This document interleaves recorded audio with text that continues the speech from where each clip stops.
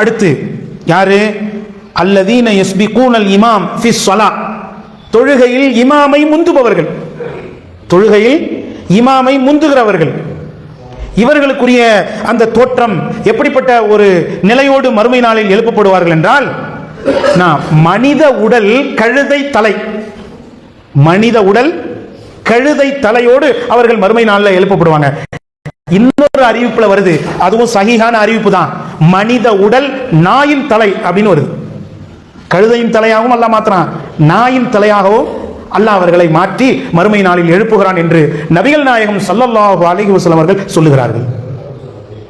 அப்ப இமாம் என்ன தொழுகையில் இருக்கும்போது அவரோட பிந்தி போகலாம் அல்லது அவரோட சமமா போகணும், முந்தி ஒரு காலம் செய்யவே கூடாது.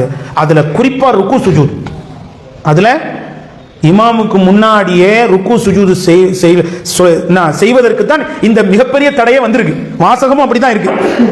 இருப்பினும் எல்லாத்துக்கும் இது பொருந்தும், எல்லா அசைவுகளுக்குமே இது பொருந்தும். அதனால அந்த இமாம முந்திர இந்த தவறு பாருங்க, இது ஒரு சாதாரண தவறு.